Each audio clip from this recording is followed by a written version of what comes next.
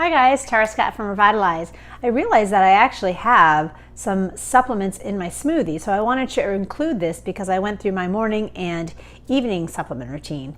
Probably about 5 days a week I do smoothie. I like it as a quick way to have breakfast because I don't have time to sit and make something to eat.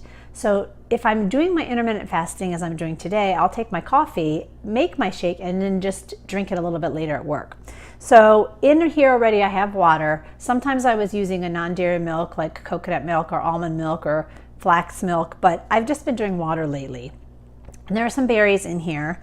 And I usually put a scoop of this. I like this Designs for Health paleo fiber. I've been using fiber. Fiber is great for cholesterol, great for digestion, but this is RS, so it has resistant starch. So I've talked about resistant starch for people who have glucose abnormalities and insulin resistance. So this actually has organic green banana flour, potato starch.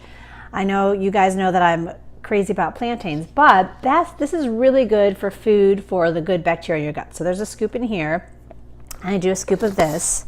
I also have been doing a scoop of glutagenics. So glutagenics, there's every line has a powder like this that's generally aimed towards stomach health and digestive health. This one is by Metagenics and has glutamine, aloe, and deglycerated licorice.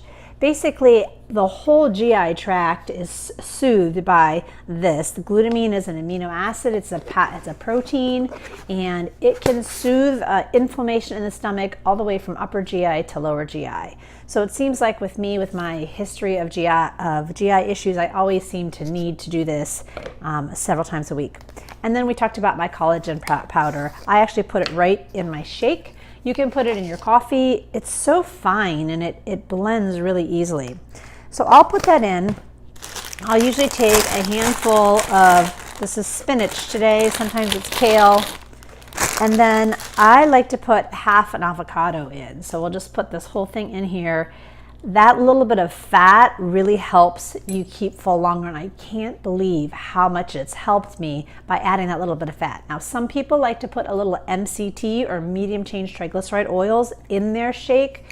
You got to be careful because if you put more than about a tablespoon, you're going to get the runs. And I made that mistake and I couldn't figure out what was going on. I thought it was my powder, but anyway, if you're going to do that, just a tablespoon, measure it out. Otherwise, you can use the avocado. So I do have some supplements in my shake. It makes it easy to get them down, so hopefully that's helpful.